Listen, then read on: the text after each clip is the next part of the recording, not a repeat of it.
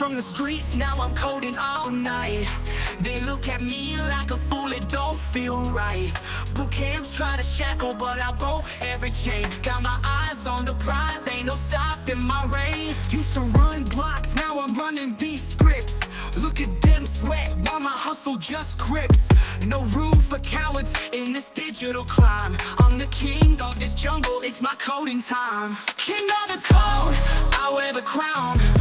Gonna run this game, run them all down. From the concrete to the tech throne, I'll dominate this world, gonna make it my own.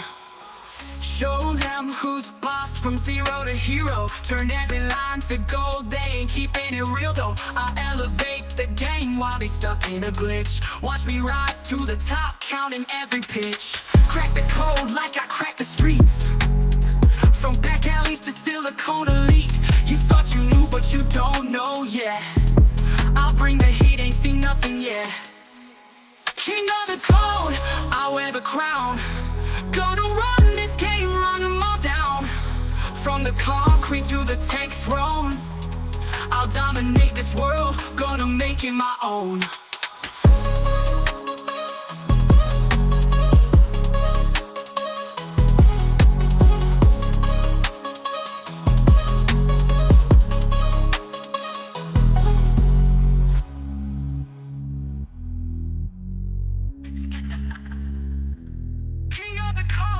I wear the crown. Gonna run this game, run them all down. From the concrete to the tech throne, I'll dominate this world, gonna make it my own.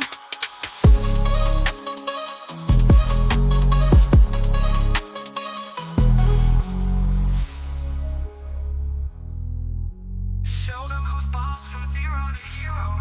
Turn every line to gold, they ain't keeping it real though. I'll elevate the game while they stuck in a glitch. Watch me rise to the top, counting every pitch. Crack the code like I cracked the streets. From back alleys to Silicon Elite. You thought you knew, but you don't know yet. I'll bring the heat, ain't seen nothing yet. King of the code, I wear the crown. Gonna run this game, run them all down. From the concrete to the tech throne, I'll dominate this world, gonna make it my own.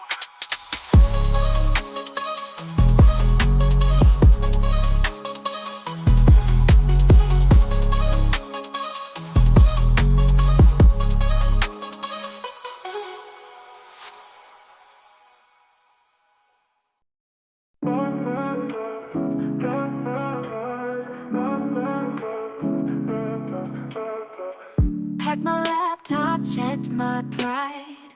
To the tech world I did glide. Thought I'd find a love so true, but heartache was all I knew. A resume polished to the shine, but no offers fell in line. They saw my skills and looked away. Another dream just went astray.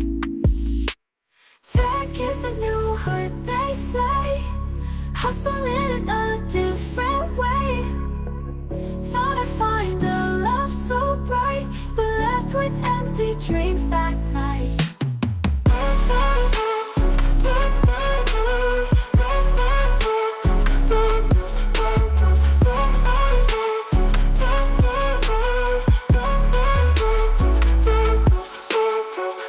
Tired eyes from sleepless nights, coding dreams and city lights.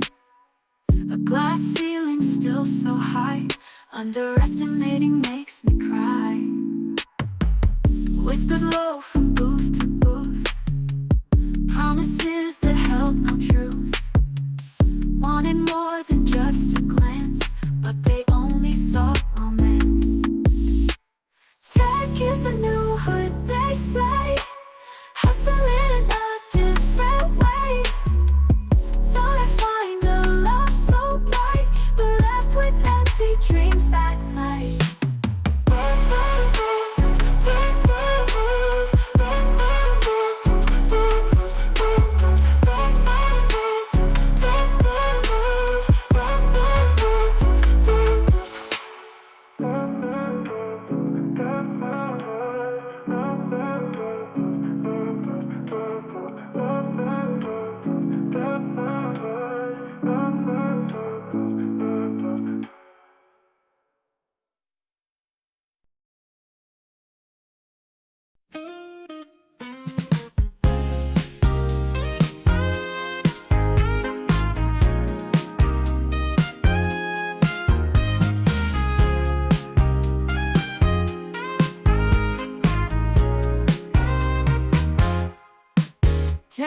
Coach Ralph, tough as nails, no disguise.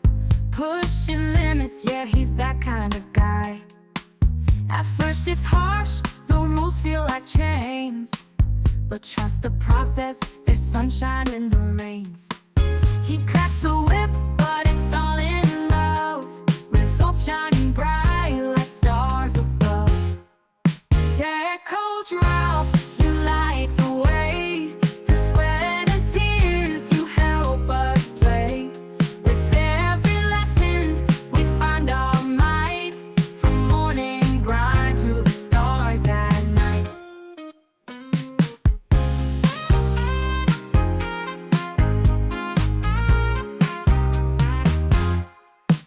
Days turn to weeks, skills sharp and fast.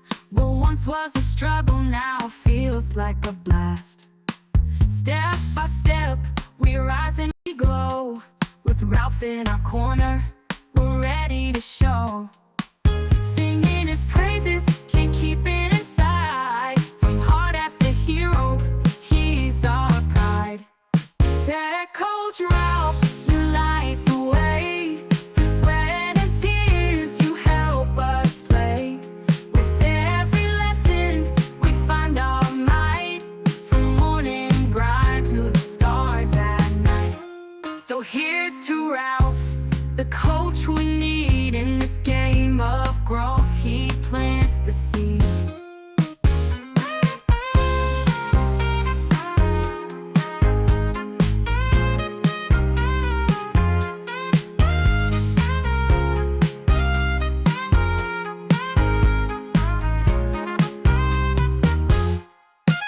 So here's to Ralph, the coach we need in this game of growth. He plants the seed.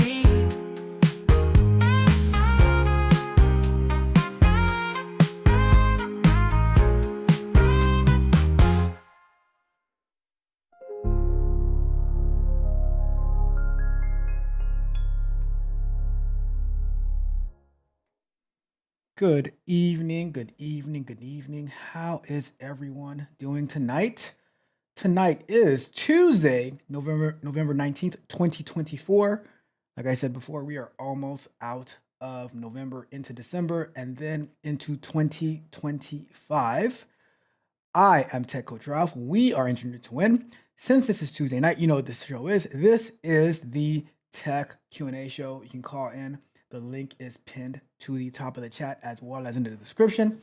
If you have a tech or career-based question, I would be more than happy to have a conversation with you. But let me know how everyone is doing tonight. Welcome, welcome, welcome. So happy to have you here as always. We have some amazing questions lined up for tonight, as well as if anyone wants to call in, we have room for that as well. The call-ins get the priority. And we can have the call-ins and the chat questions get the priority. And then the questions that I have sourced, we go through those as well. But I am here for you. I wish I did not have to wear this hat tonight, right? But it's been an interesting day. I had to tell some people about themselves today, but we'll get into that. But before we go any further, I just want to say a big welcome to the show. So happy to have you here as always. All right, we're going to get into our agenda for today. Like you guys know, it's the Q&A show where you can call in, ask questions in the chat, all that good stuff, right? But first, before we go any further, we're going to get into a little bit of housekeeping. So, as we always like to start the show, I want to say a big thank you to all of the subscribers to the channel, those that are old, those that are new, the ones who are just recently coming along and appreciating the content that we have on this channel. I just want to thank you guys so much for helping the channel grow and keeping it going and keeping it alive. I just want to tell you that I appreciate you. I do appreciate you from the bottom of my heart. And I always have to give a shout out to all of my tech savages out there. Those are my tech barbarians, my tech prodigy members, my technical explorers, all of the Patreon members who work so hard, diligently, every single day. You guys are the best. We the best. And also a big shout out to all of the YouTube members who support the YouTube channel, keep it going. I really, really thank you and appreciate you guys as well. And I can never, ever, ever forget, shout out to the bag chasers out there. Money. And always a special, special welcome to my guy, Yakar, Mr. Technique in the building. What's up, my guy, Yakar? Hey. So, just want to tell you guys, I really, really appreciate all of you for supporting the channel, helping us get this tech content out, and showing that tech is actually fun, right? So, let's get into it. All right? Do me a favor though, on your way in, like the video, share the video, subscribe to the channel, hit the notification bell so you know every time that we go live and drop new content, as well as go to techcoachralph.dev, where there is exclusive content to help you level up your technical skills as well as your career skills. And there is one-on-one coaching available. The slots are limited, but there are still some available, all right? So if you need one-on-one coaching, if you need to work with me to help you, to have me help you level up, techcoachralph.dev is the place to do it, all right? So let's jump into our live show schedules real quick. We're gonna run through this really, really quick, all right? Sunday afternoons, we have software explorations. We are working our way through DevOps. Tuesday nights, we have Q&A sessions where you can call in, you can ask questions in the chat. I also source some questions as well so that I can help you understand what's going on in this tech game. Thursday nights, we have software explorations. We are currently working our way through building out our Urban Dictionary of Economic Data app, where it's a web app built on React and API microservice, MongoDB, pretty much the MERN stack. And we're building that out. We've been working on the UI lately. We're going to continue with that this coming Thursday. All right. And then we have our morning shows, Mondays and Wednesdays. We're going to be going live tomorrow morning. We're going to get started around 7:30, right? Coffee and Kata, review some news stories, as well as work on our mobile application that we're building, which is currently in the app stores, the iOS, the Apple App Store, and the Google Play Store. Our time cost calculator app, where it pretty much helps us budget our time wisely and effectively. And then the show of the week, where I get to hang out with Yakar and Mitch. We have the Men Lie, Women Lie, Numbers Manipulate show. And that is where we review the weekly economic numbers, pretty much the job numbers, the consumer sentiment index, the consumer price index, the producer price index, what the Fed is up to, all of that good stuff we review on Saturday mornings. So grab your cup of coffee and join us on Saturday mornings as we review that. Like I said, Mitch and Yakar help me run the show from the chat because they are my experts when it comes to these numbers games, all right? So we also have pre-recorded content. So Mondays, we have Candid Conversations, where yesterday I was talking about what have you done that you could brag about. So let's just brag a little bit, right? Check that out. It was really, really good conversation. Wednesdays, we have software explorations, concept and overviews. Tomorrow, we're going to be talking about the model view controller architecture for web development. Fridays, we have the bug bite, where we review different software-related bugs. Tomorrow, on this coming Friday, we're going to be reviewing the FBI confirms that Chinese-backed hackers have hacked into our data that these telecom companies have made available to the FBI. They made it available to the FBI. And they confirmed that these telecom companies were hacked, right? Shout out to my guy Yakar who sent that over to me, and I reviewed that. We're gonna be going over it on Friday. And throughout the week, we have shorts as well as clips from the Q&A show.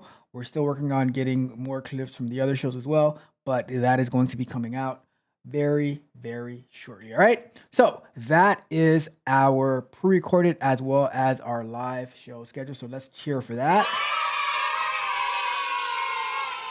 And with all of that being said, that's why I urge you to like the video, share the video, and subscribe to the channel. Hit the notification bell so you know every time that we go live and drop new content, as well as go to techcoachralph.dev. You can sign up for free. There is tons and tons of exclusive content over there. Some of it is free. You're not going to get it anywhere else. And there is nobody, absolutely nobody who will break it down the way that I do. All right. And over there, you can feel free to send me a message and stuff like that. We can have a conversation. Right. So that's that. All right. So let me take a second to acknowledge the chat real quick. And feel free. Let me turn on the call-in link. Actually, I always forget to turn on the call-in link. Hold on one second. Let's go over here, and we're going to turn that on. Boom. Call-in link is activated. All right. Let me acknowledge the chat real quick. We got my guy Yakar in the building. Says Mr. Technique is in the building. And we got my guy, Me Mysify, in the building. What's up, Me Mysify? How are you doing? Hopefully all is going well.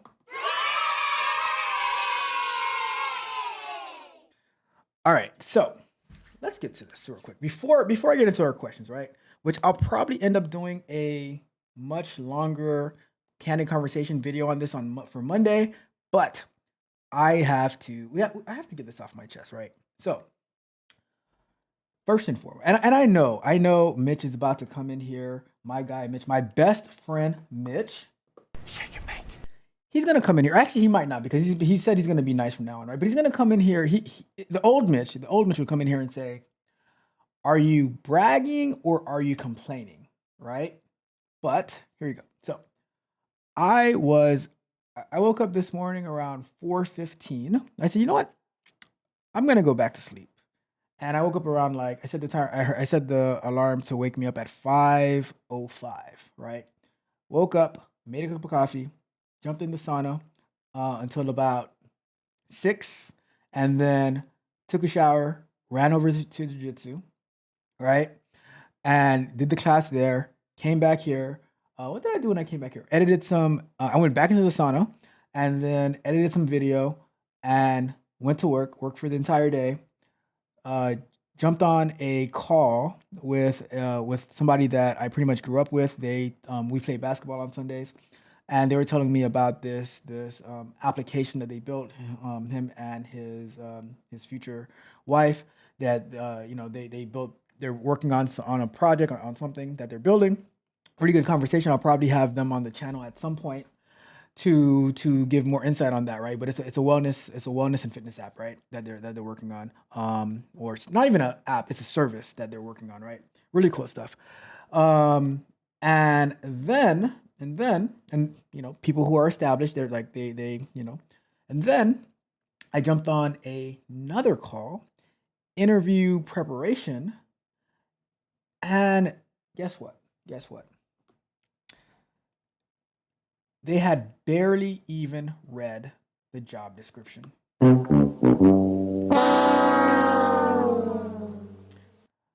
And I'm like, and I'm gonna take it away from this particular call, but it just made me wonder, like, how is it that the people who have been working for a long time, they pretty much don't need to be doing the things that they're doing, but they want more for themselves, they always go out there and get it, right? And I'll give you some examples. Yakar. If you saw some of the things that he does, some of the designs that he sends me, like just the things that he's doing on his day-to-day life for his business, right? You would be absolutely amazed and stunned. My guy, Don. Just yesterday morning, we went through a GitHub repo that he just created on the fly, for some fun API stuff. But at the same time, he also just released a app that services like the legal realm, right? And then on Friday, he came to me with another app that he had in mind, and I was able to connect them with somebody else that now we have something that we're going to work on, and that also gives my tech barbarians opportunities for testing and for doing a bunch of other stuff, right? Don's been in tech over 20 years. Me with like all the stuff that you see me do over here, right? And then we counter that with people who want to be in tech or who just want a decent job, right? And it's like there you don't like they don't prepare the way that they should be preparing, right? Why is it that the people who don't need to be are working 100 times harder than the people who have no choice to?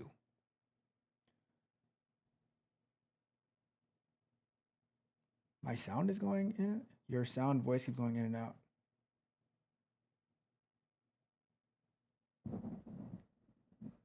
Let's see. How about now, Alexis? Okay, so it's all right. It's not me. All right, just making sure. Thank you. You see how I'm messing up my story, Alexis? All right. Anyway, anyways, but the point that I'm making is right is that the people who don't need to be doing it, they're waking up early, they're going to sleep late every single day, right? And I'm like, you who needs it, where are you? So I don't know. Like, and I'm gonna give another example. I'm gonna give you another example. Your car. So all the people you say, hey, get in contact with me, right? There, I'll get one message from them, and I'll give them a nice detailed answer, and then I never hear back from them again. It's crazy. It's crazy. Like, and that's why you always see me saying like, I don't know if I should respond. I don't know if I should respond. You know, because you like they'll say, oh, they'll give you some general thing that they're interested in, right? And then when you like you give them some insight and stuff, and you never hear from them again. Maybe you hear from them back like 3 months later, right?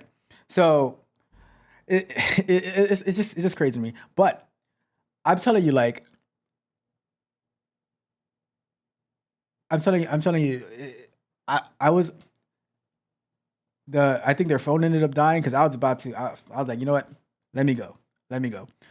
I'm gonna we'll reconvene later because I'm telling you, I was about to blow a gasket on this. I'm like, how are people who say they need something so much, and then they don't prepare for it? You know. Anyways, it is what it is. It is what it is. We're gonna get to work. Let me check the chat. Let me see. Let me make sure this thing. Make sure the mic levels are good. Make sure you guys can hear me. Hello, hello, hello. All right, cool. All right. Let me check the chat. All right, we have Alexis in the building. Says good evening. Good evening to you as well, Alexis. How are you doing tonight? Me myself says doing well. Hacking at my garage. Okay, man. Tell me. I know how it is when I've had some nightmare garages myself, so I hear that. Thank you for letting me know. I didn't do anything, so hopefully, I don't know. I'm just making sure. Let me know if it happens again, but hopefully it's all right now. Your car, you know what, your car. I'm just gonna put this back up. I'm telling you, if I get a Black Friday deal, I'm going to have to upgrade my mic, right? You see, Carrie's costing everybody $100,000. You know, I'm just saying. Let's see. This is at the beginning. You know what, your car? It was probably better that you guys didn't hear the story. I'm just saying. It was probably better you didn't hear the story. Let's see. It says, "Hey, my best friend Ralph." Aww. Shake your mic. I feel so warm and fuzzy inside now that Mitch has finally accepted me as his best friend. I've been waiting for this day. I've been fighting for this all my life, and I finally made it. I'm just saying, right? Who needs it? Where are you? And as your car says, hit the like, family. Thank you, your car. Let them know. All right. we are going to, and if it cuts out again, let me know and I'll make the necessary adjustments. Make sure this is good to check one more thing. Yeah, should be good. All right.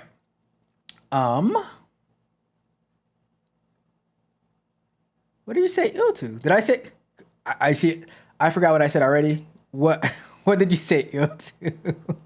I forgot did I say something? Did I say something? I don't know. Maybe I did. All right, let's get to it. Let's get to our first question of the night. All righty then. Another one.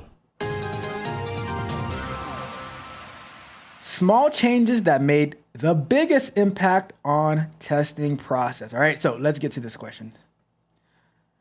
What small changes made the biggest impact on your testing process?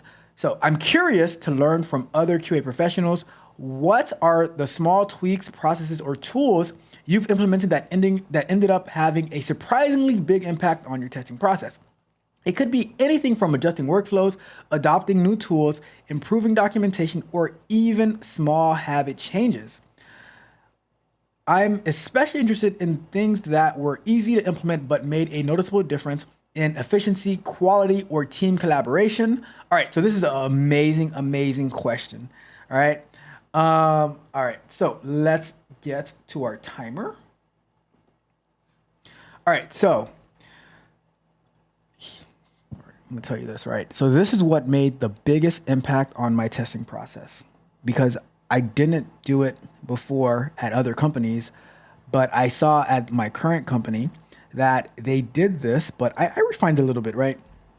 So the biggest impact is having conversations with the engineers about testing approach and test plan at the beginning of the sprint, like early on when they start working on development.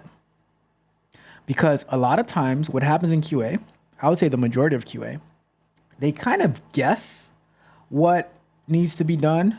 And once the story is like, once the development is done, then they will actually start to write their test plan and their test case and stuff like that. Why did this small little change of moving up, of shifting left the writing of the test plan and the collaboration and discussing it with the software engineers, why was it such a big impact, right? Because it allows the QA engineer to have a better understanding of what the developers are building, and for the developers to understand the testing approach early on before they write too much code. And it allows the QA engineer to understand what the implementation details of the feature that's being built. And it also allows the QA engineer to share with the software engineers what flaws or what holes that we might see from our end, right? And now, while the software engineers are, writing their code, the QA is building out their test plan, and sometimes you can even start implementing your automation tests, although the development isn't done. You can write like the outline. You can write some code to prepare for it, and then now once development is done, now you already know exactly what you're going to be testing. You already know what path you're going down. You already have your automation test started, and now you just have to plug some things in. To me, that is one of the biggest impacts on the testing process for me. I know that not all QA engineers do this, but I think that's why a lot of development teams end up finding these major defects after all is said and done, and now you have to send it back to the software engineer. Sometimes they have to rework a bunch of stuff because we didn't have a conversation early.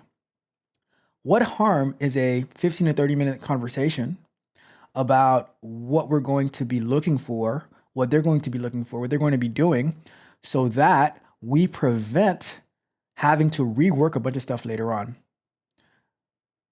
Just by having that conversation a few days earlier, we reduced a bunch of wasted time, wasted money, because time is money. Shout out to the time cost calculator, available in the iOS App Store as well as the Google Play Store. Download it today, free app, right? But that small little tweak in my testing process, and then as you learn more about the application, you also get to offer user insight, like from a customer perspective, on why it's like on strategies to approach. You know, QA has a lot of insight that for some reason they're afraid to share. They're afraid to ask questions. And my approach is that my belief is that I am just as important. I am just as an important member of the team as anyone else. As the software engineers, as the product manager, as the scrum master, we are all equally important. And by knowing that, I am not afraid to ask clarifying questions, to point out risks, and there's been plenty of times that I've asked particular questions, and either the product owner, the scrum master, the engineers are like, "Oh yeah, that's a good point. We didn't think about that." And now we make modifications based on my insight, my input. So the biggest impact is having the right conversations with the right people at the right time. A lot of times we don't do any of those. And to me, that is the biggest mistake, and that's what causes a lot of slowdown, a lot of bottleneck, a lot of delay. So if I had to vote for one thing, one small change, that would be my smallest change. Having the right conversations earlier on, if we even have them at all, right? So definitely start having the right conversations and having them early and often, all right? That is my thought. Hopefully that was able to add some insight.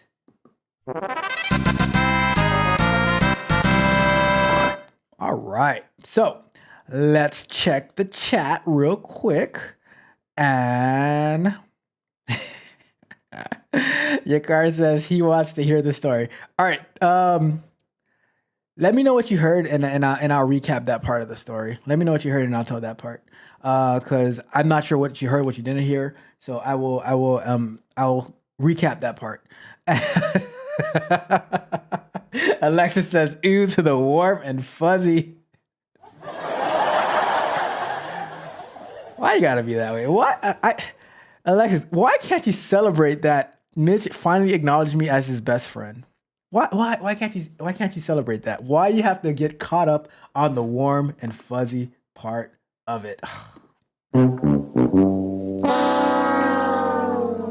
That is heartbreaking. All right, let's continue. Let's get to our next question. And by all means, I'm gonna drop the call-in link as well. If anybody wants to call in, feel free to call in and we can have a conversation. All right, let's continue with our next question of the night. Because believe it or not, after I get off this show, I'm going to jump back on the call and I'm going to help them prepare for their interview some more by giving them some more insight, right? So although I was highly disappointed, I do not give up on my people. Because at the end of the day, I want to see you win. I want to see you win. And that's why I'm hard on you, right? That's why I'm hard on you. Remember that, Alexis. That's what. This is not the person is not Alexis, but I'm just reminding her. This is why I'm hard on you, Alexis, because I want to see you win. All right. Always remember that. Whatever I tell you, remember it's because I want to see you win. All right. Okay. Let's get to our next question of the night. Another one. Employees sending emails at 3 a.m.? Where they do that at? All right. So let's see what this says. My employee keeps sending work emails at 3 a.m. and it's making the team anxious. Our junior marketing manager has been sending detailed campaign analysis emails around 3 a.m. 3 times this week. Don't get me wrong. Her work is great, but it's causing 2 issues. The first issue, it's waking up people with notifications. And second, the team is starting to worry. Like just yesterday, Ralph, and this literally says Ralph from design felt he had to respond to her 3 a.m. email about logo changes before our morning meeting. I don't know how to address this without discouraging her. Well, first thing I'm going to say, I'm going to start the timer, right? And I'm going to say this. Nobody named Ralph should be responding to emails at 3 a.m. All right? No one should be responding. Nobody named Ralph should be responding, or at least feel obligated to respond to emails at 3 a.m. about logo changes, okay? It can wait till the morning. I digress. All right, so here's the deal. I remember that I was at a company, and there was somebody who sent a email about a project that we're working on at 3 a.m. And how did I feel about that? Mainly annoyed, because I'm like, why would, like, in Outlook, they have, and in Gmail, they have this little feature, right, that you can schedule the email to be sent at 8 a.m. or at 7 a.m. or whatever time, or at 6 a.m. And guess what? You know what? I wouldn't be shocked if they scheduled the email to be sent at 3 a.m.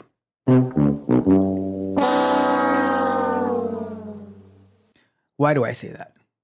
Well, number one, I really like the person anyways, but that's a whole different story. The reason I say that is because sometimes people, they want to show off. At the end of the day, like, oh yeah, I'm working at all times, all types of night, all right, all times of night, and I'm just working so hard. And even if you were working at 3 a.m. in the morning, I don't care. That, like, for me, it doesn't make you look any cooler or not cooler, or dedicated or not dedicated, because if I can get all my work done between my working hours, and I go and I do more than the work that I'm supposed to do, and I get it done between my working hours, then I'm cool with that. But you can send an email at 3 o'clock in the morning. Not in case of this person, because this person is actually doing a good job, right? But you can send an email at 3 o'clock in the morning and do a terrible job, and people won't care. So now that that's out of the way, right?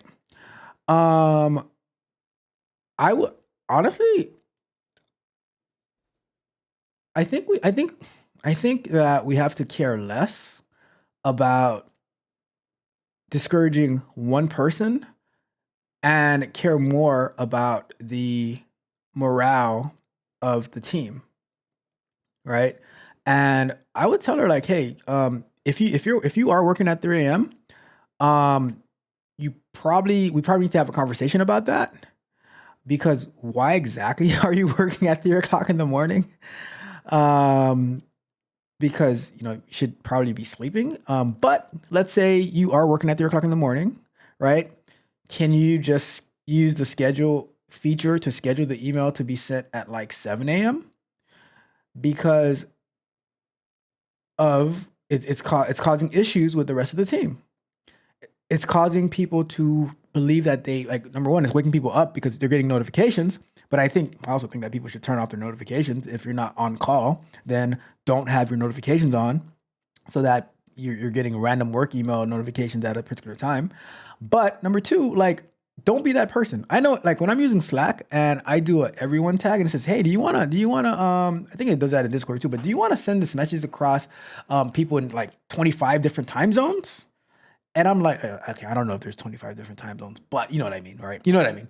And like, do you want to send it across all these different time zones? And I'm like, oh, I don't want to do that, right? So I think it's just proper etiquette that you're not just going to be sending people emails at 3 o'clock in the morning. And, so I say schedule it. Schedule the email. Say, send it at 7 a.m. Send it at 6 a.m., right? And now, on the other side, tell Ralph, right, that nobody is expected to wake up at 3 o'clock in the morning in order to answer some random email about, or do work about making changes to a logo before the morning meeting. I think that there needs to be some boundaries established. Boundaries. Establish some boundaries. Let people know that. Let people know that just because somebody sends an email in the middle of the night, it doesn't mean you have to answer it. And tell people, hey, let's have some proper work etiquette. Let's not send emails to other people at 3 o'clock in the morning, right? Send it at like between working hours, or even if it's not between working hours, right? Let's say it's between 6 a.m. and 10 p.m., right? Whatever. But I think there's many sides to this, but I would ignore an email that I got at 3 o'clock in the morning on my end, unless I'm on call and it's some type of emergency. And if it is an emergency, they should call you, right? But on the other side, let's have proper work etiquette and send emails during respectable times. All right, respectable times. All right, that is my thoughts on that one.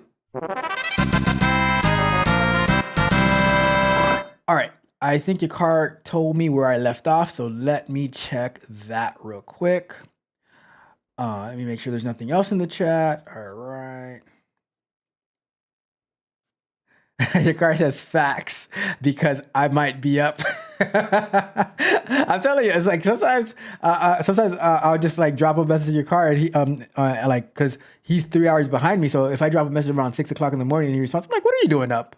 Or he'll message me around 6 o'clock in the morning. I'm like, what are you doing up? You should be sleeping. He's like, I don't know, I'm up. I'm like, all right. I'm sorry, but that goes back to what I was saying earlier, right? Which falls into the story, right? So your car says, I came in on the story about Don, but I don't know what he did. Okay, so what I was using Don as an example, right? About I don't know if you heard it when I gave the example about you, about Don, about the like I had a call today with somebody that that I grew up with. I went like middle school with, and we still play basketball today, or not like today, but or on the weekends. And how people who could just say, I'm just gonna chill. I can pretty much get any job at any time now. I'm established in my career, my position. But how we go out there and we continually work and come up with new ideas, new innovations, and stuff like that. While there are people, like I was saying, like, who will send you I'm interested in getting into tech. I'm interested in getting into tech. And then you give them some insight and then you never hear from them again.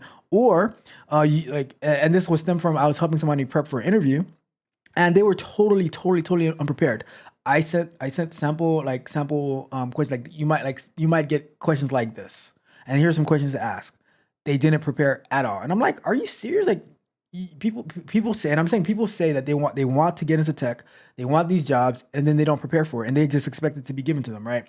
So, and the example about Don is, Don, like he just the other day he released this application, this legal application that is supposed to help lawyers and paralegals and stuff like that, and I was saying like how yesterday we reviewed the GitHub repo that he made, to play around with these API responses to mess with these hackers, and then on Friday he said, hey, do you have time for a huddle?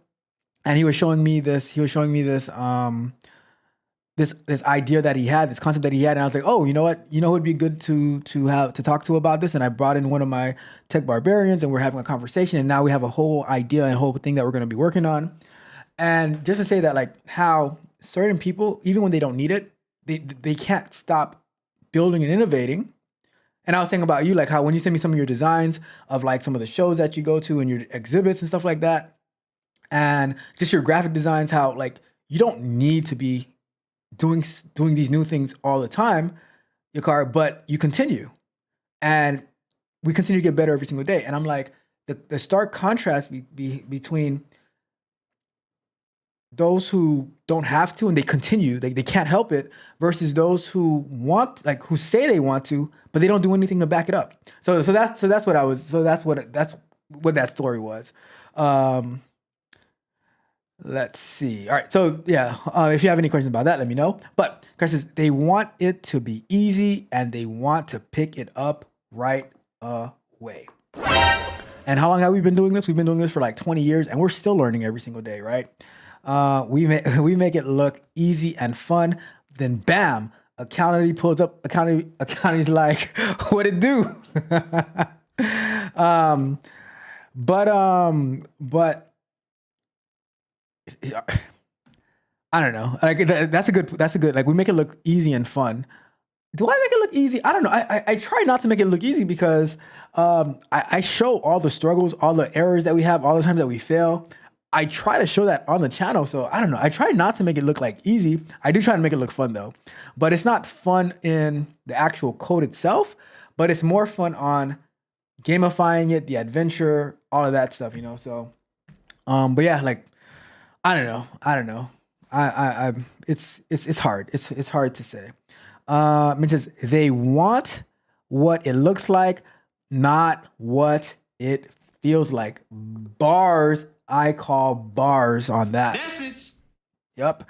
I hear that, Mitch. I hear that. All right. That's that. Let's get to our next question.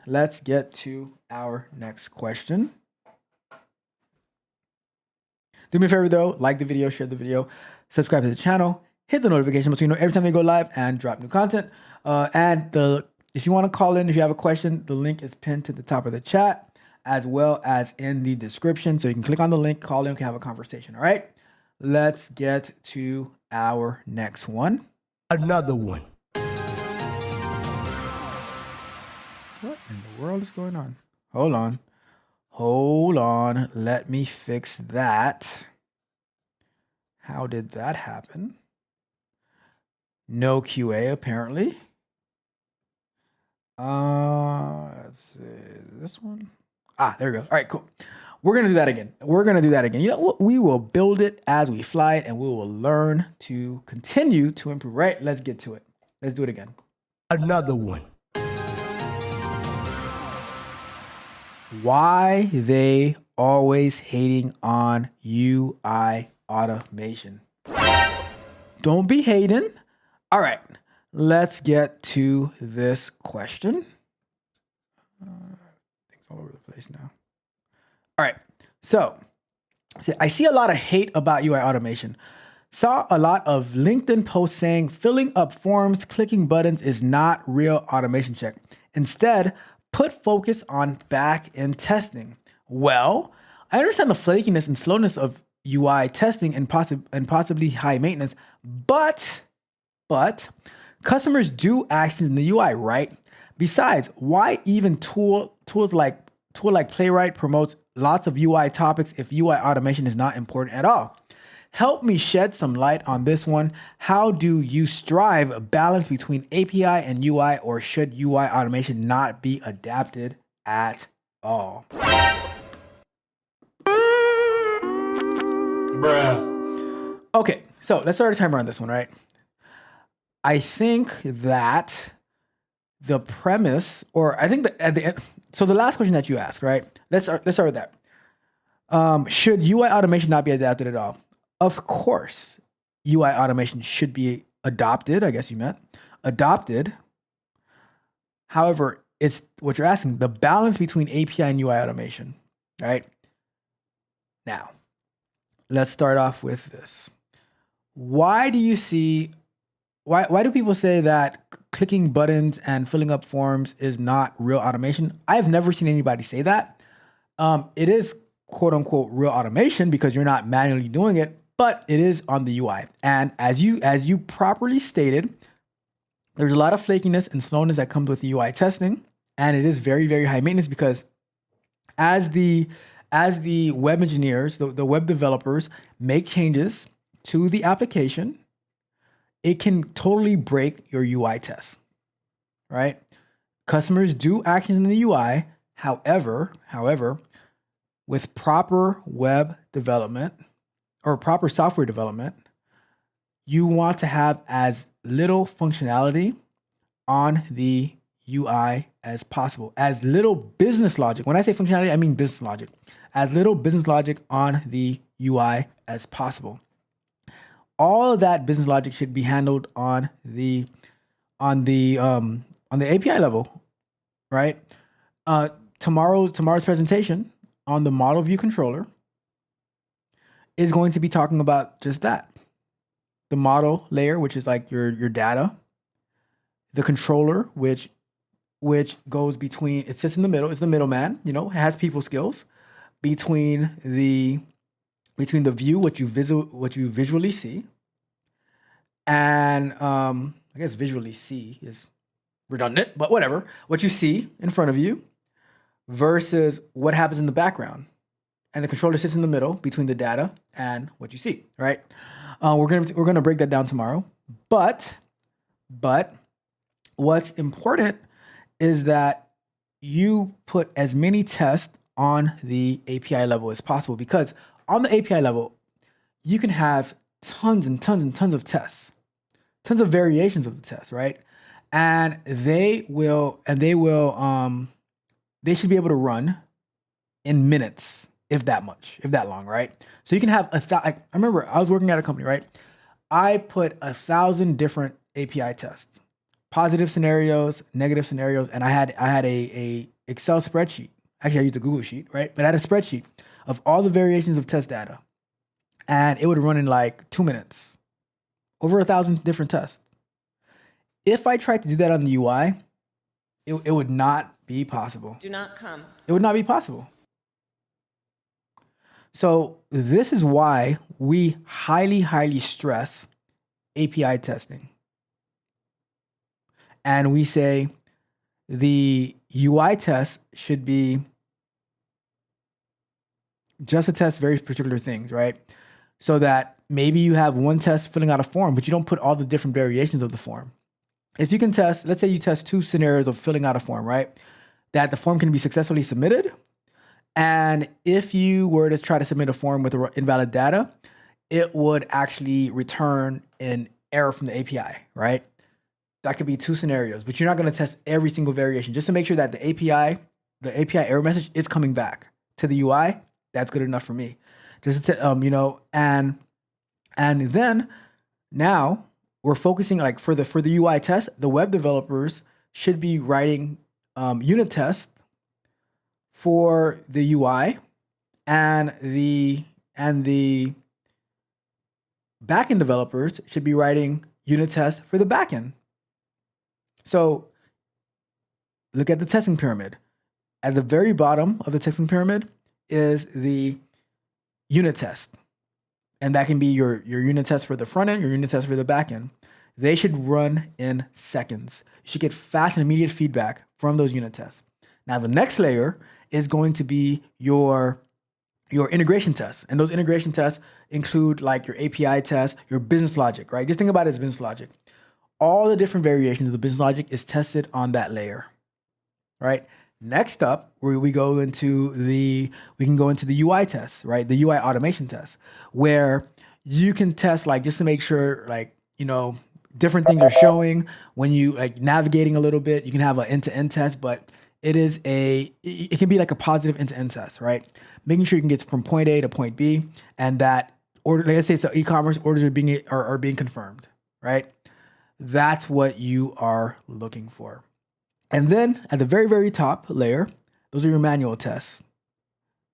They should be like very, very minimal. It's your exploratory test, right? If you're just looking around. But that is why there is a heavy, heavy emphasis on the API layer and a lot less emphasis on the UI automation, because you don't want all of your tests being done through UI, because they'll never get done. It's going to take like 4 hours to run them, and they're going to always be changing. So it is important to have some UI automation tests, but it cannot be your end all be all. No sirree, Bob. All right. So that's so the balance that you find, all your business logic goes to the API test, and then you have some tests on the UI just to make sure you can get an end-to-end test, a few of those.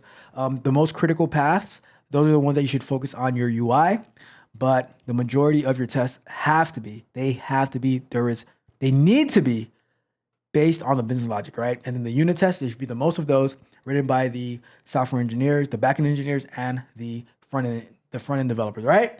With that being said, we're gonna wrap that one up.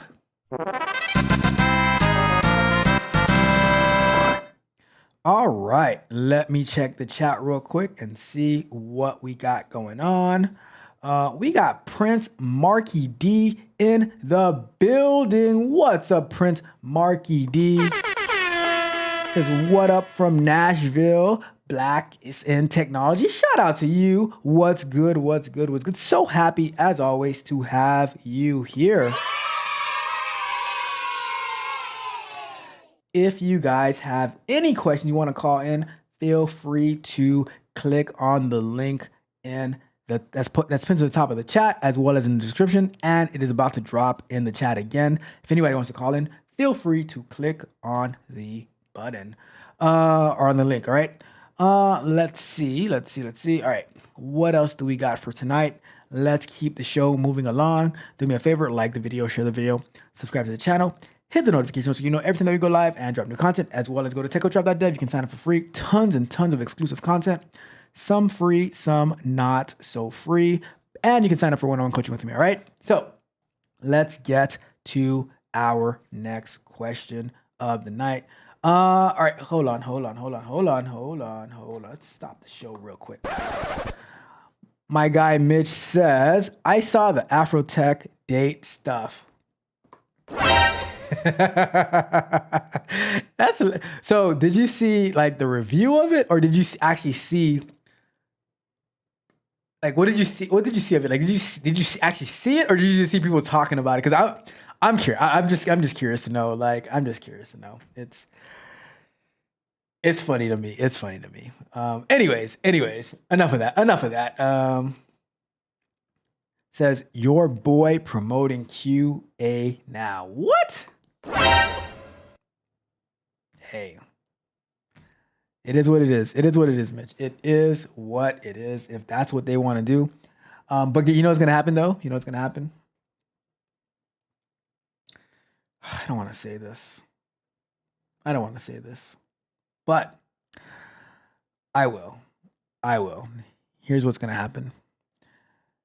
They're gonna go and spend like $7,000-8,000 on a boot camp, and then that boot camp is going to give my boy some type of kickback of maybe $1,000. I don't know, $500, $1,000 for every person who signs up under their link. And then they're going to go and apply. They're going to go to the boot camp for 3 months. Take some, stuff that's not really going to get them a job. They're going to take manual testing, and they're going to apply for 5,247 jobs. And they're also going to give them create a bad resume for them, right? And then they're going to not get any callbacks. Maybe they'll get 2 calls. I mean, out of 5,000 jobs applied for, you got to get 3 callbacks, right? So they might get 3 or 4 callbacks. And then they're going to book a free consultation with me, and they're going to tell me that they've been applying for jobs for the past year, and they took this boot camp. It was this person who recommended them to take it. It was my boy who recommended to take it, and they don't know what to do. And then I'm saying, let me see your resume, and it's going to have the only job description that's going to have on it is the internship that they do for the boot camp that nobody really cares about. And it's not going to have any experience. You're not going to have it's not going to have any of their prior experience on there. All this stuff I'm telling you, I have seen it for myself, right? I've seen it for myself firsthand. Just about every single person who comes my way, right? So then what's going to happen is I'm like, well, I can work with you. I can help you to fix it, get you some experience, all that type of stuff. And they go, you know what? I'll think about it. I'm like, okay, cool. And then I will never hear from them again. And guess what? Guess how I feel about that. It doesn't matter what you think. I'm just saying. I'd be like, all right, cool. Good luck with that. All right. That's mark my words. Mark my words, Mitch. That is exactly what is going to happen. Because guess what? That's exactly what's been happening for the past year. Right? I'm just saying. It says you can have 3 jobs at once. That's what I'm hearing. What? Shout out to 3 jobbers. Shout out to 3 jobbers. Guess what? They can't even do one. They can't. They can't even get. They can't even get one. But I'll tell you this though. Once these jobs start opening up, my tech barbarians they are lining up to take these jobs. And guess what? I train them so that they can have the skills to get one nice paying job instead of having to scrape at the bottom for like 5 jobs. All right. I'm just saying. I do not train up bottom scrapers. All right? I'm just saying. I'm just saying. Bruh. All right. Mitch says, for your information, I would 35 feet on that one that starts with a M.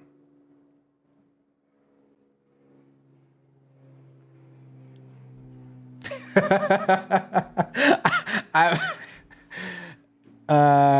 says on the other side. I gotta look into it because I'm that cryptic message. I don't know. I have to go do some research, right? Anyways, Mitch, let's not get distracted. You know. Let's get to our next question of the night. Another one. Stuck in a toxic job.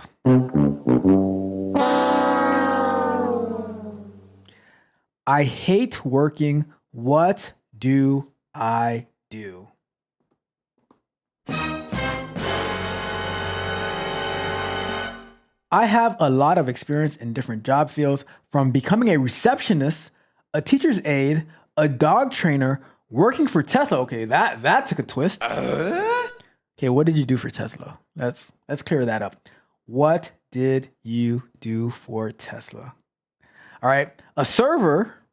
Wait, working for the city I live in, working as a receptionist once again, a server, then teaching once again. I feel like I have tried everything there is, but I have no enjoyment or interest in anything. I don't really have any talents or passion. I just feel like I exist. Some things I do like are cooking, video games, social media, drama, reality TV, art. I mean, I do like a good episode of Chicago Fire, I must say. Everywhere, and art, I do like my AI generated music. Everywhere I've worked, I feel like there's always something, whether it was low pay, drama with colleagues, being treated unfairly, not getting enough hours, is just always seemed like there was something. I would love to work from home ideally, but don't know where to start or where to apply, especially because I don't have any certifications or anything more than my high school diploma. Okay, how the hell did you work at Tesla? Okay, I gotta know, what the hell were you doing at Tesla? Were you like the janitor at Tesla or something? Like what? Like, you don't just drop, I worked at Tesla, right?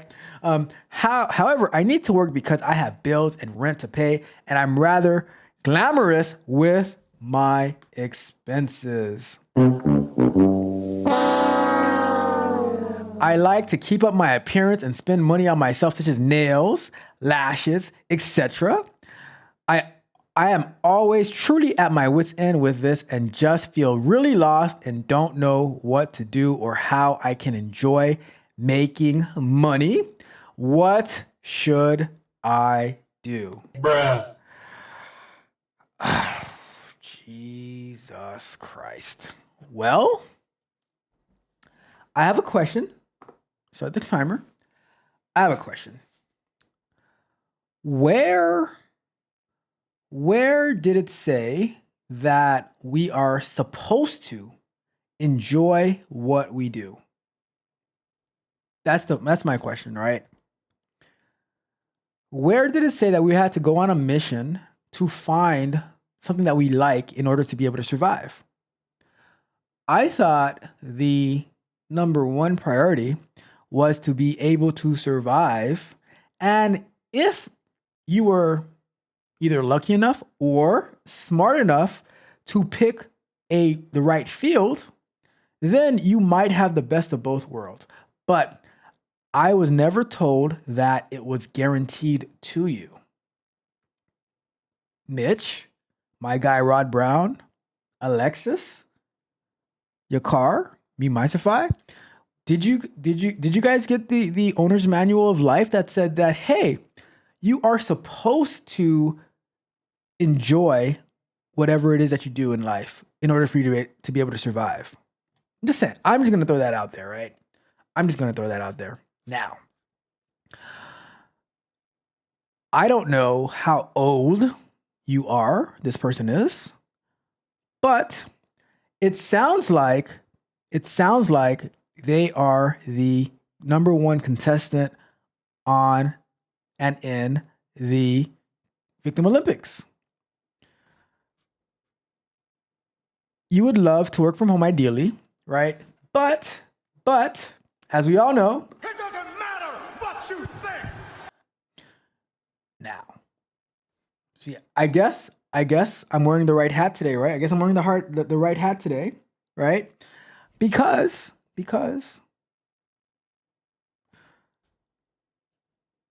why the hell are we talking about a glamorous broke lifestyle? Why are we talking about a glamorous broke lifestyle?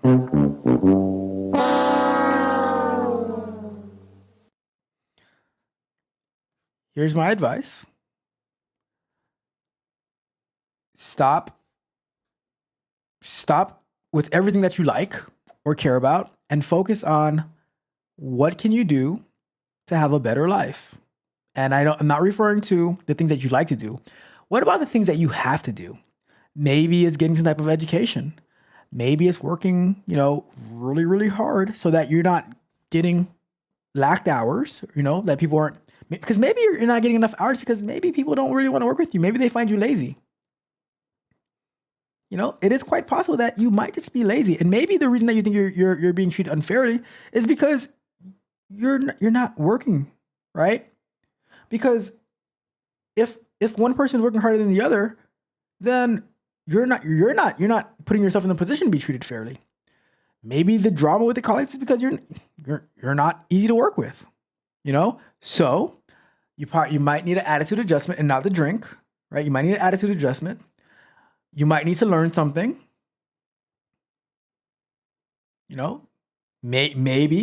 Maybe go check out my boy who's promoting QA again. And, learn QA, learn web development, learn project management, learn something. And then apply yourself, Smokey. I don't think you're applying yourself, Smokey. And after you actually get a real job, whether you like what you're doing or not, whether it interests you or not, it helps if it does. But if it doesn't, and you're able to take care of yourself, that's the number one priority, right? I believe that everyone's number one priority should be to not be a burden on other people.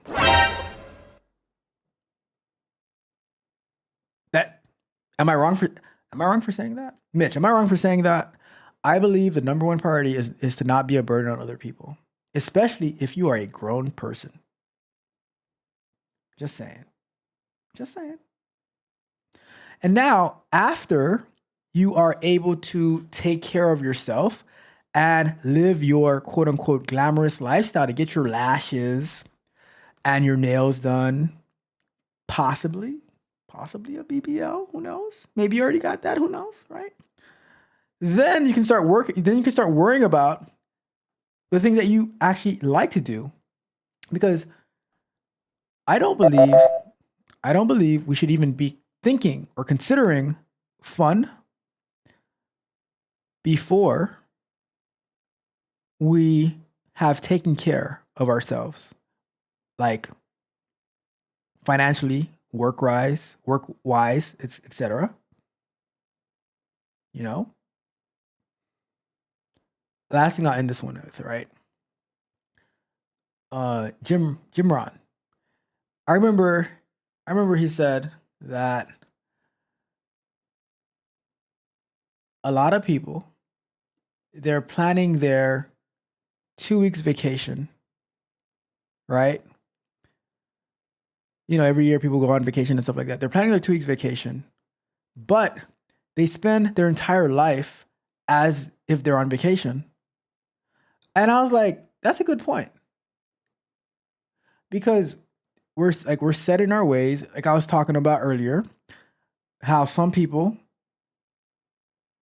they just work, like they're programmed to work, and other people they're programmed to have fun. Now, I don't mind if you want to have fun, but at least be able to take care of yourself, right? Do not be a burden on other people. That's my rule. That's not my number one rule for life, right? I'm just saying. All right. Anyways, let's wrap that question up. No grace at all. Do not come. All right, let's wrap that one up. We got my guy in the building, Darcel. What's up, Darcel? How are you doing today? Hopefully you are doing well. All right, let's check the chat real quick. Oh, we got my guy Rod Brown in the building as well. What's up, Rod Brown? What's going on? Mitch says, "Come on, I can't think right now. I gotta check it out. All right." Says, "Never heard of this job enjoyment thing." Just saying. I'm telling you this. When I was 16 years old, right? When I was 16 years old, I wanted money. Money.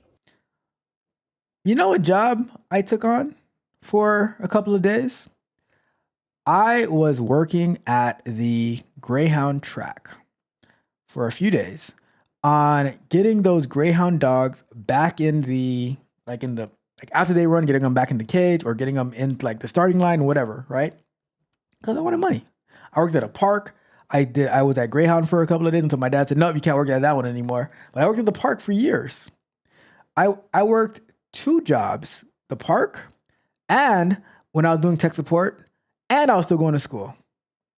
I worked every single day, 7 days a week. And now I still work. I work more now than I did back then.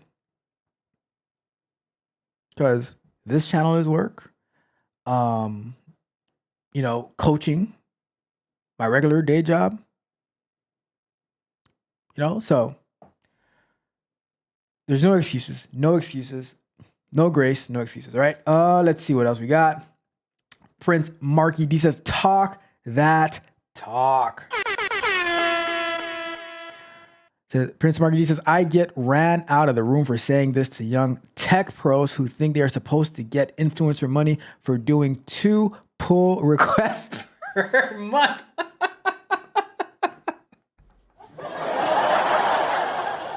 You got me with that 2 pull. I was not expecting you to say 2 pull requests. That's hilarious. You're 100% right. You're 100% right. Darcel says, "The coach we need speaking facts."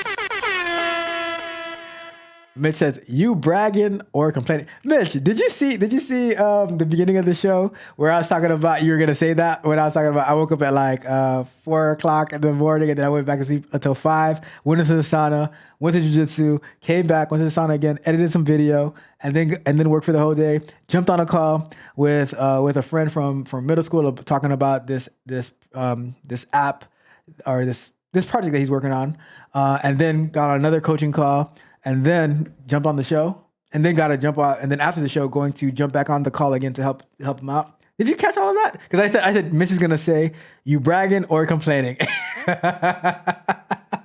said, "Yep, I heard that. Hilarious. Anyways, you guys. All right, let's continue on with the show. Thank you guys so much for tuning in. Really, really appreciate you all.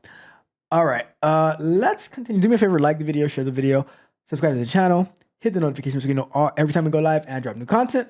And we're gonna jump into the next question of the night. Another one. Pigeonholed. What? Yes, pigeonholed in QA. So I'm getting pigeonholed in QA, but is it as bad as I guess this other channel says? I'm a junior in university in the US. And last summer, I had an internship in automation QA. I thought the internship would help me get a software engineering internship for summer of 2025, but I was wrong. I've applied to hundreds of software engineering jobs, and the only interview I've gotten are ones for automating tests, one QA and one for test engineer. I failed the automation and test engineer interviews, but I'm hopeful with the QA one. It seems mostly automation. My question is QA still a good path? Long term, I'd like to take it to the next level and become an SDET, a software development engineer and test. Since I see the pay is a lot better and work more interesting. How hard will the move from QA to SDET be for me? Like, with 2 years of experience in QA, can I go be an SDET and make a good salary? Any thoughts or advice for me at this point? So let's start a timer for this one. All right, timer up. All right, so here's the deal. Here's the dealio, right? There should not be a quote unquote a problem with you going from a internship doing QA automation to getting an internship doing software engineering, right? The problem is, here's the problem, right? If your university does not have a good connection network that would put you in a position to be, to get an internship as a software engineer, then that's one potential problem. But think about this, right? How many juniors and seniors are in college across the United States of America? Right? Let me do a quick look, right? How many juniors and seniors in computer science in the United States? So it says that in 2022 to 2023 academic year, 112,720 students earned a bachelor's degree in computer and information sciences, more than double the number in 2013 and 2014, right? So although there's not exactly how many people are currently enrolled for those as juniors and seniors, but let's say if we could look at 2022 to 2023, 112,720, right? Now, the question is, are there 112,000 jobs for software engineers, new jobs for software engineers, or QA people, for people who just graduated? Maybe, maybe not. Now, with that being said, I think that it is also possible that they looked at your resume and they didn't want you, right? Sorry to say it that way. As Alexis said, I did miss what you said. I saw it, but I forgot to read it. About we need the. I'm just being honest. I'm gonna get that soundbite. I'm just being honest. You're totally right, right? But as maybe they didn't like your resume. Maybe you didn't have a good resume. I don't know. Maybe there were people who they felt were better candidates than you, right? So as far as your question about QA is still very, very viable, and I think that people who, see, some more truth serum, right? As Alexa says, I'm just being honest. As Future says, I'm just being honest. I think people who have graduated college in information technology, computer science, those type of majors, they are the front runners for those entry-level QA positions. It is not the people who are graduating the boot camps who are trying to get the entry-level positions, because if they can get a brand new college graduate in computer science and give them the entry-level salary, while the boot camps are telling you that you're supposed to get 6 figures on your first transition to tech when you're like up there in age, the likelihood is very, very low. That's why when I am coaching with my tech barbarians, my tech prodigy members, I just try to I don't even worry about the entry level positions because they don't really exist anyways, right? So I'm like, all right, we're gonna have to learn Docker, we're gonna have to learn Git, we're gonna have to learn how to start an application locally. We're gonna have to get VS Code or WebStorm, PyCharm, whatever. Learn a coding language, learn Python, stuff like that.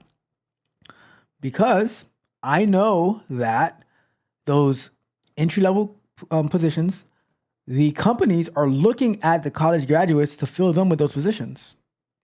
They're not looking for the bootcamp graduates for those positions, right? And that's why I try to tell people who went to boot camps, you have to look at a middle layer, but you also have to build the skill set for that middle layer. You have to build something. You have to actually do some work, right? So to continue with the question, QA is still a good path, and there will always need QA. But also, the ratio of software engineers to QA engineers is about a 4-to-1 ratio, about 3 to 4 software engineers to 1 QA person. So there's always going to be a less demand for QA than a software engineer. Now, if you can get into the QA position from college, then that's going to give you a nice runway working in QA, right? To become an SDET, it is very, very possible to become an SDET as QA. However, you have to get really, really good and clean at your coding. You need to get really, really well-versed in algorithms, stuff like that. Me personally, I favor the QA engineer because it makes me a little bit more dynamic. I think with the SDETs, you focus like your area of focus is like very specific sometimes. But sometimes QA engineers, as that they're interchangeable, you know, in what they do in the name, depending on the company. But it is very, very possible, right? It is very possible. But you need it's going to take a lot of work, right? Because honestly, SDETs are software engineers who specialize in testing, and you're going to have to also develop a software engineer mindset. And I would say, just because you accept a QA position, it doesn't mean that you have to quit trying to become a software engineer. If you can be a software engineer, you should do it. And then you have more options. You see what you like best. And to me, the most important part about becoming a software engineer, right? It's not the job that you can get.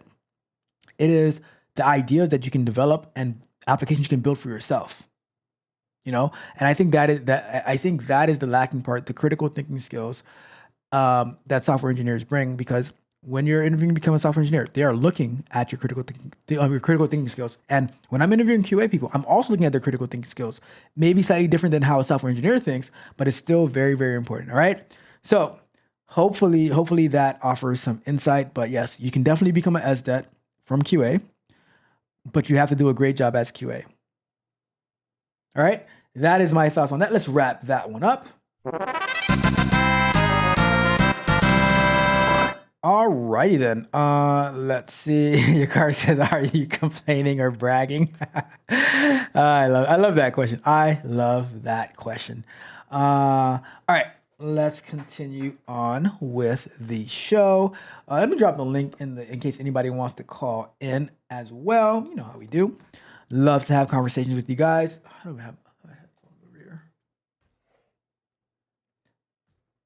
Oh, there we go. Okay, cool. If I need it, I can get it. All right, cool. So let's see. Let's continue on with the show. We have, I'll put that on the screen real quick. If anyone wants to call in, the link is there to call in. We can have a conversation. All right, let's do this. Let's do this real quick. Let's get to our next one. Another one.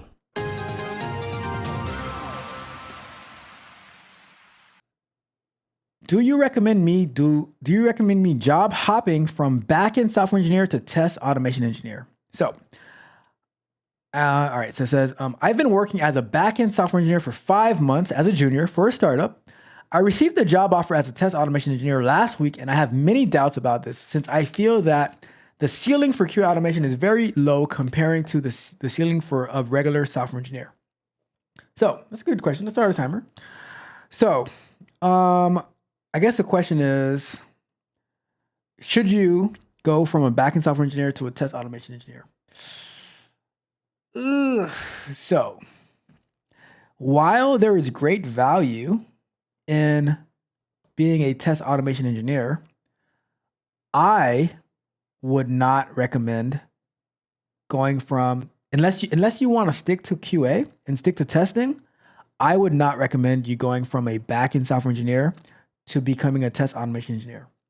Now, I would say you should learn everything about test automation and being a test automation engineer in order to make your back end code even better. I would also recommend, instead of just only being a back-end software engineer, you should develop your skills to becoming a full stack engineer so you can understand the back end and the front end, and you use your test automation knowledge to help you have better unit tests, better coverage of your front end tests, all that good stuff, right? Now, why do I not recommend going from a back-end software engineer to a test automation engineer? Because as you stated here, right, as you said, the ceiling for QA automation is low compared to the ceiling for a regular software engineer. I wouldn't say that the ceiling necessarily is low, but software engineers are always going to be needed more than QA engineers. Why is that? Because without the software engineers, there is absolutely nothing, yes, nothing to test. And that's one of the tricky parts that I always say, like when people take a boot camp, they're like, okay, how can I get some QA practice, some QA experience, stuff like that?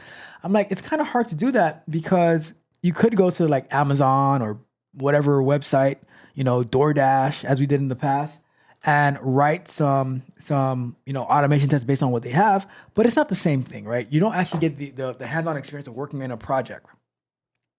So that's why I always say, like, try to find a software engineer who's building something and volunteer to test their application for them. And, use Jira, use Trello to document and what work needs to be done, have meetings with them regularly. And then you start testing that and you start doing automation on a real life application, not on some thing that already exists that no one really cares about. Now,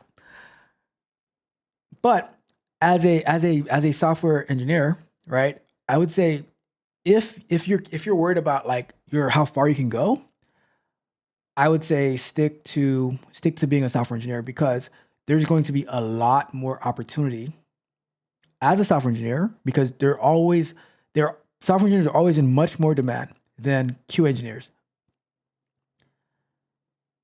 They kind of travel in pairs, but like I was saying earlier, the ratio of software engineers is 4 engineers to 1 QA. So there are always going to be a lot more openings for software engineers than there's going to be for QA, right? Don't let them fool you and say, the QA market is booming. The QA market is booming because as much as they tell you can work like 4 or 5 jobs, number one, I don't really believe it that they're doing it that way, because if they were, why would you be Mitch, if you were working 4 to 5 jobs in QA, right? Aren't you too busy to, wouldn't you be too busy? Like Ferris is working like 10 jobs, right? And we haven't heard from Ferris in God knows how long, because he's busy, he's working. Now, if Ferris comes back and creates a channel saying, hey, this is how you can work 10 cybersecurity jobs at one time. All you have to do is sign up for my boot camp for $10,000, and then I'm gonna guarantee you working 10 cybersecurity jobs at one time. Then I'm like, Ferris, get out of here, Ferris, get out of here.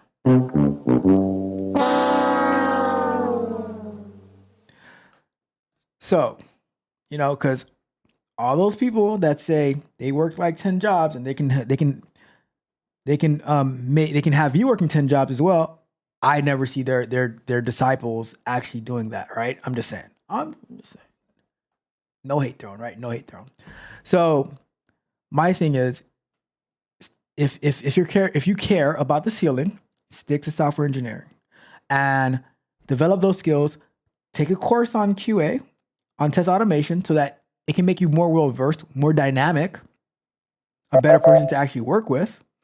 And now you start to add more value to your team. You're able to even coach and mentor those who are in testing, but your bread and butter should be the backend software engineer. And then as you continue to grow and to expand, you also add on the front end software engineer. So it'd be a full stack. And now you start coming up with your own ideas and you start building those applications out as well, right? I think software engineers, they're in a unique position where they can actually see what the need is and know how to build it, while QA engineers need the software engineers, the DevOps people need the software engineers, the cybersecurity people need the software engineers, because guess what?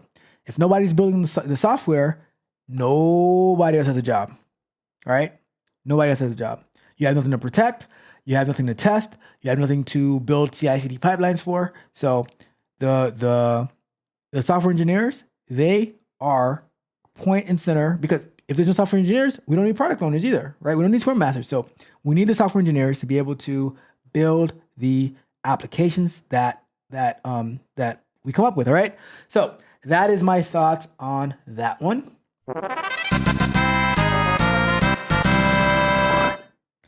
All righty then. All right, let me see what we got going on in the chat.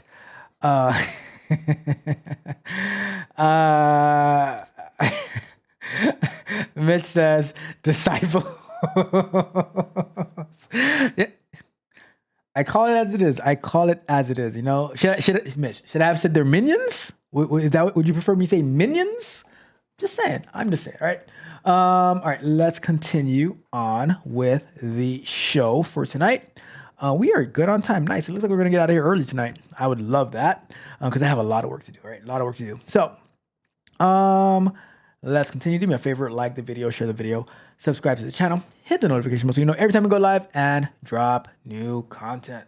All right, let's get on to our next question of the night. Another one. When to break agile rules? When do we break the agile rules? So, when do you know it's time to break agile rules for your team's benefit? Many teams stick rigidly to agile frameworks out of fear or habit, while others might ignore key principles entirely. I'm curious when you've intentionally deviated from standard agile practices and why. What were the results? All right, so timer up. What is the definition of agile? What is the definition of agile, right? Not the definition in terms of the software development framework, right? But just the word agile. Let's look it up. Let's look it up. Let's see, what does the word agile actually mean? Agile means able to move quickly and easily, right? That's the number one definition, an adjective, right? Example, Ruth was remarkably agile and light on her feet. Shout out to Ruth. The second definition is relating to or denoting a method of project management used especially for software development that is characterized by the division of tasks in short phases or work and frequent reassessment and adaptation of plans. The key word of this is frequent reassessment and adaptation of plans. So that means that the rules of Agile cannot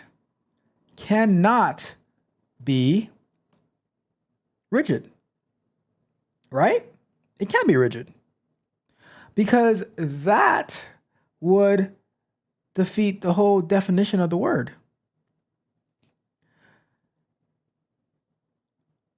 Honestly, I don't even know what are the quote unquote rules, right? What is a framework? You operate within a framework, but one of the things that my team does every sprint that we have, right? We have a what we call a Delta Plus. And the Delta Plus is something that we want to experiment with, right? And iterate on to see if we can just get a little bit better every sprint. The way, like the process that we do, the tools that we use, things like that. An example of breaking the rules, right? Some would say that you can say a rigid rule for Agile would be that your sprints have to be either 1 week, 2 week, 3 week, 4 week sprints, right? Well, what happens if your sprint ends on Thanksgiving? Are you going to show up for a sprint review, for a retrospective, and for a planning on Thanksgiving? While Dallas is possibly getting blown out again? Is Dallas even playing on Thanksgiving this year? Like, are they still allowed to play on Thanksgiving at this point? Sorry, I digress. Sorry. I apologize to all the Dallas Cowboys fans. I apologize. I didn't mean it. Don't come at me. Don't dislike the video, please. I'm sorry. I apologize, right? But, or do you end the sprint a day early? Do you do your review and your retro a day early, and do you do your planning the day, like when you come back from Thanksgiving break?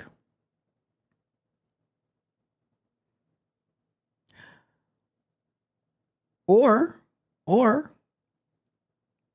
there's like, here's my rule for Agile, right? Here's my number one rule and my only rule. Work in a way that makes the team more effective. Now, I don't think you should ignore any principles of Agile entirely at that. I think we have to take a look at the framework and see, okay, what can we do that is going to work to the benefit of the team? If you are rigidly sticking to Agile frameworks, but you can't meet your sprint goals, you can't, and you always have carryover, and you always and things are not working, you're being inefficient, then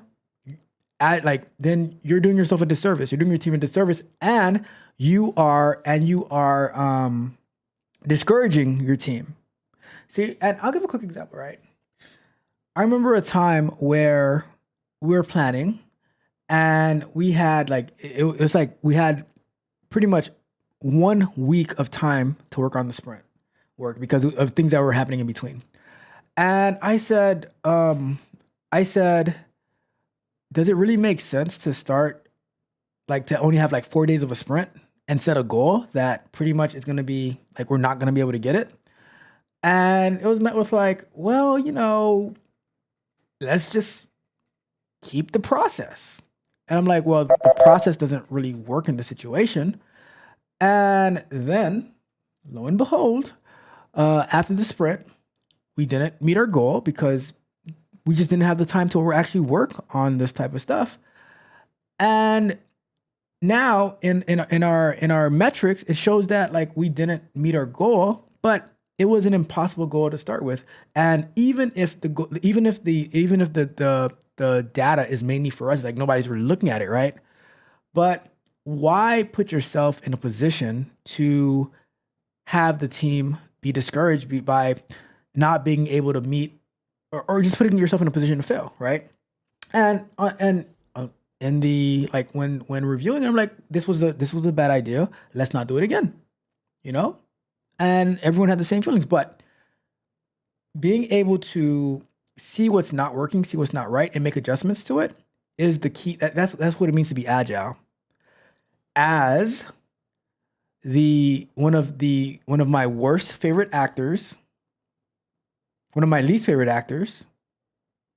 Is that the right word? As one of the actors that I do not like at all.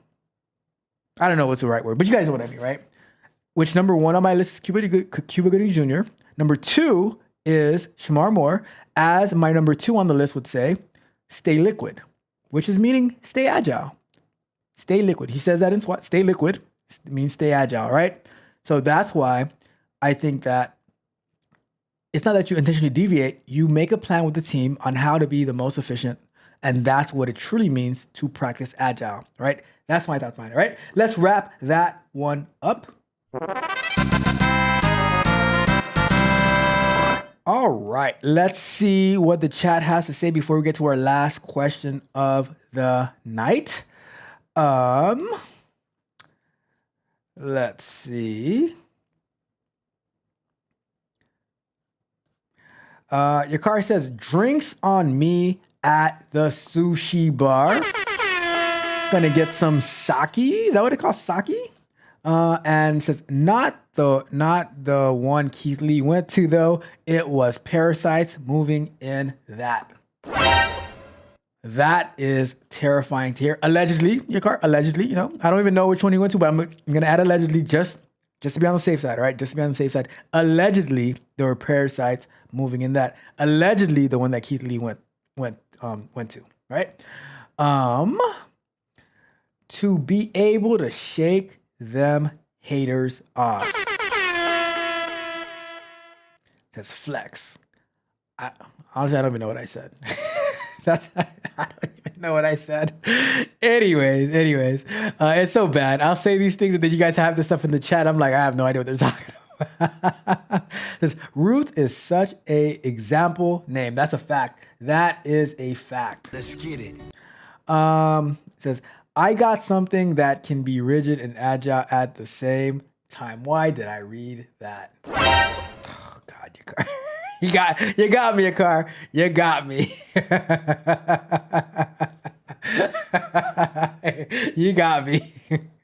Says, how about them union members? You better thank a union member. And you know what? To all the union members out there, union members out there, we thank you very, very much. I appreciate you.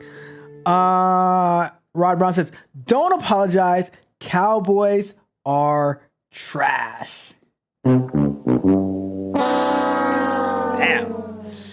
Well, and Alexis follows up saying, not only trash, but trashy. Oh my God. Like, that's just, all right, at this point, that's offensive, right? Alexis, trashy trash. It's like, it's not good enough to just be trash, but the trash is trashy. That is so harsh. That is so harsh. Bruh. Your car says, I haven't seen a football game in years. I haven't either, your car. I haven't either. Just saying. Mitch says, stay liquid. I haven't watched SWAT in years either, but I will always remember stay liquid. I do like that saying though. I do like that saying. Says, you always gotta drag Shamar Moore in some stuff. Maybe he's being dragged in the trashy trash. Maybe that's what it is. Your car says, stay frosty. Your car says, no, allegedly, it was on video. It was moving and he didn't know. I'm just saying. I'm going to say allegedly because I haven't seen it myself.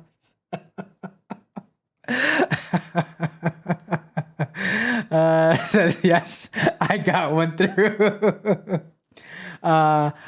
Flex is flexible. Okay, yeah, you are right. You are right. Tell you, like, I don't remember what I said like 5 minutes ago. I'm just saying. All right. I'm just saying. I did say that in the definition. Totally right. All right. Last question of the night. Before we get to it, do me a big favor. Like the video, share the video, subscribe to the channel, hit the notification bell so you know every time we go live and drop new content. All right. Let's get to our last question of the night. Another one. Horrible lunch with the CEO.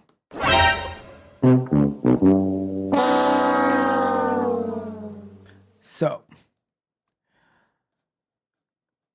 the CEO of my company has lately been attempting to befriend some department directors, including me, a 26-year-old young lady. He started a weekly lunch group with 6 of us. Each week, we go out to a nice place and he buys us all lunch. Then he asks us some big abstraction question. For example, if a tree falls in the forest and no one is there to hear it, does it make a sound? We all have to go around and answer the question. It started off okay, but the questions lately have gotten to be about sensitive topics, including politics and religion.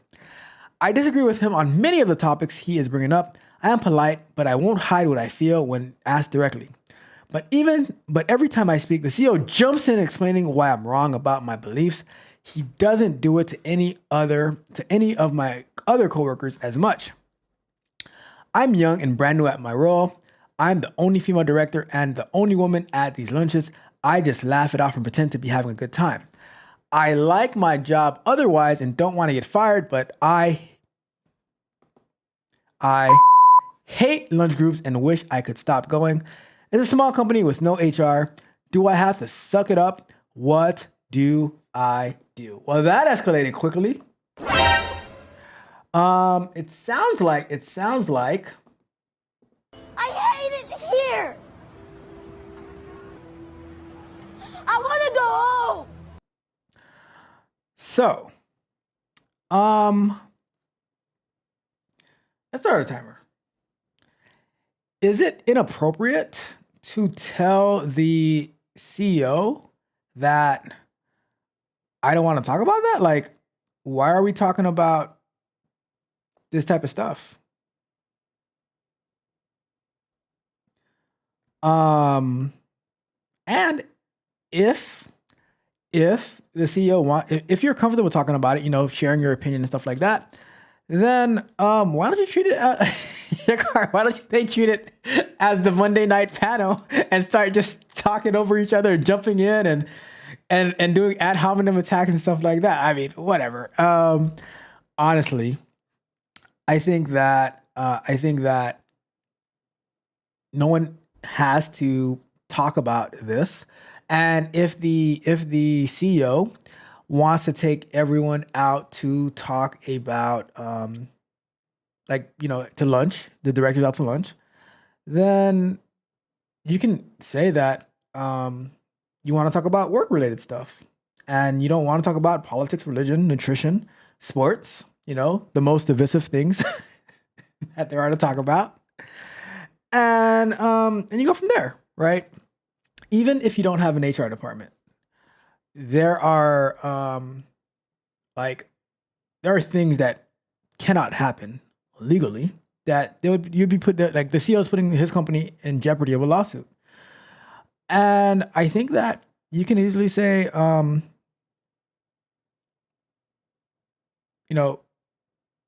you're gonna go to these lunches, it should be about company related matters. How does the topics of religion and politics and all that, how does that relate to the success of the company unless you work for an MSNBC or a CNN and stuff like that, or a Fox News where that's what they talk about all day every day, but I don't think that number one, I don't think you can get fired by not going to lunch with the CEO. And number two, I don't think you can get fired for not wanting to talk about politics or religion with your CEO, So it's, I don't know. I think that the CEO is putting themselves in a really, really dangerous position that the whole company can go tumbling down. Because guess what? Even if you were to sit there and endure it, right? Just if somebody else complains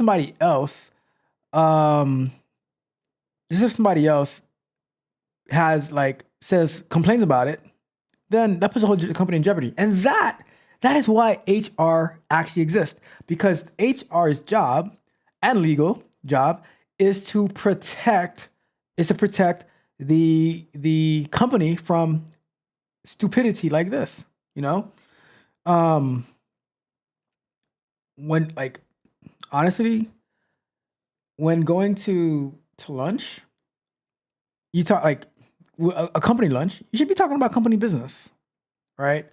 I always say, be careful what you share with the people that you work with.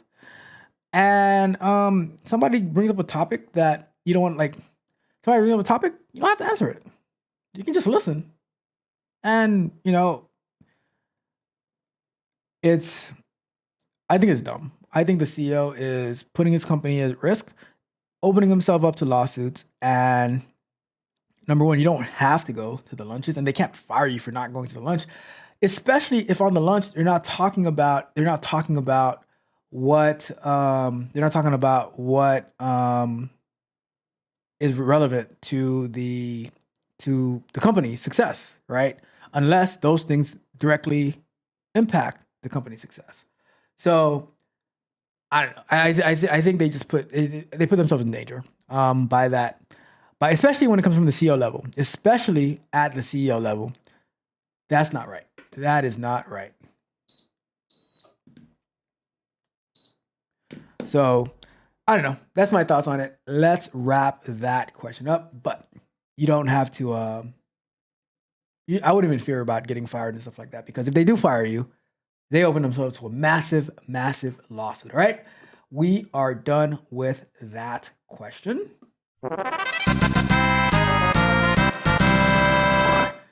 Alrighty then. That's it for tonight. Let's take a look at the chat, and then we will get up out of here. Let's see what Rod Brown says. I never ever talk about politics or religion or sensitive topics at work. I keep my personal life separate from work life. Not here to chit chat. Fair enough. Fair enough. Yakar says they call and she can help them put a word salad together. I skipped that name in there because I will not summon or name that person. Yakar says CJ can help her out. Not if they get dropped from the panel like they did last night. Not if they get dropped from the panel like they did last night. Bruh. And this is the Rod Brown, as it should be. Work is for work. All right. And that's why you end up like that first question where we're like, I don't know what makes me happy. I don't know. I'm like, it's not about what makes you happy. It's about you getting the job done and being able to take care of yourself. Do not be a burden on other people. Do not come. All right. With that being said, we are done for the night. We're done for the night. So on our way out, do me a big, big favor. Like the video, share the video, subscribe to the channel, hit the notification so you know every time we go live and drop new content, as well as go to techcoachdraft.dev, sign up for free. Tons and tons of exclusive content, all of that good stuff. And you can sign up for one-on-one coaching where I will work personally with you to help you level up and get to the next step. All right. You guys know I always have a question for you. The question is, Are you not entertained? Are you not entertained? Is this not why you are here? did you guys have a good time? I had a great time. I had a lot of fun. Thank you guys for hanging out with me. Rod Brown says, great show. Thank you so much. You know what, Rod Brown? I didn't give you one of these lately. You haven't gotten one of these lately, all right? I appreciate you, Rod Brown. Thank you so much. And you guys know that yesterday's price is not today's price. Today's price is certainly not tomorrow's price, because One more thing. Price of the brick going up. the price of the brick is always going up. So you got to get to work. You got to get to work, and you better thank a union member. All right. With that being said, this is Tech Coach Ralph. We are out.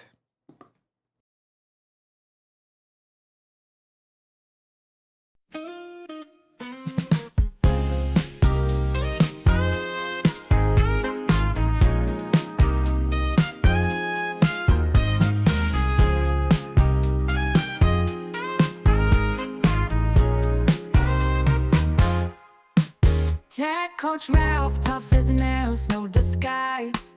Pushing limits, yeah, he's that kind of guy. At first it's harsh, the rules feel like chains. But trust the process, there's sunshine in the rains. He cracks the whip, but it's all in love. Results shining bright like stars above. Tech Coach Ralph, you light the way. Through sweat and tears, you help us play. With every lesson, we find our might. From morning grind to the stars at night.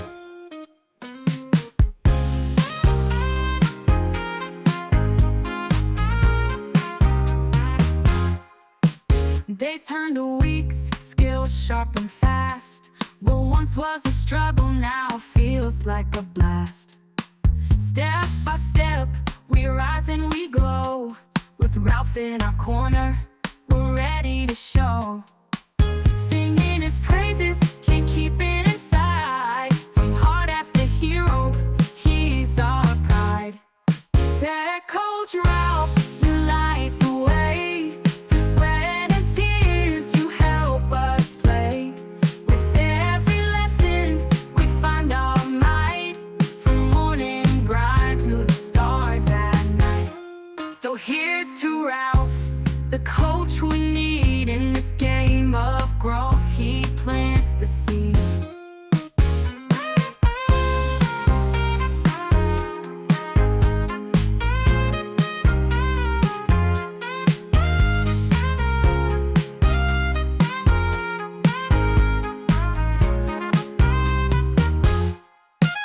So here's to Ralph, the coach we need in this game of growth. He plants the seed.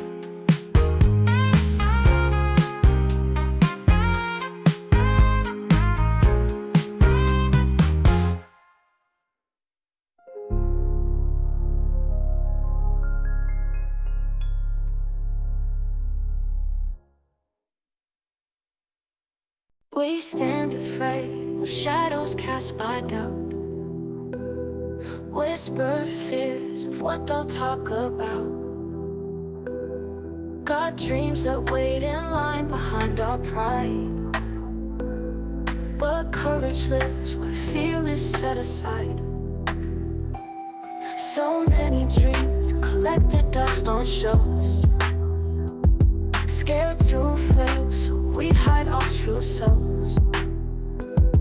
But life will pass and so will all those stairs. Nobody's watching as much as we think they care. So step into the light, don't fear the fall. The only limits here are built by walls. Tear them down and seize what you deserve. You're stronger than the whispers you've heard. Got plans to make, but fear keeps you in place. Afraid to lose, or maybe scared to chase. But what if magic waits around the bend? Go grab it now, don't let the doubters win. We wear these masks to hide what we believe, but truth has power when worn on your sleeve. Reach for the stars, they're closer than they seem. Your path is clear, don't let them steal your dream. So step into the light, don't fear the fall. The only limits here are built by walls. Tear them down and seize what you deserve. You're stronger than the whispers you've heard.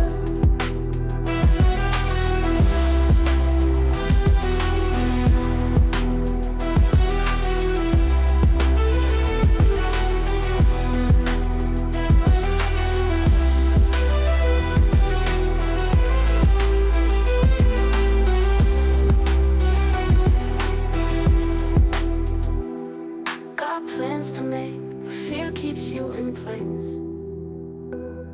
Afraid to lose, or maybe scared to chase. But what if magic waits around the bend?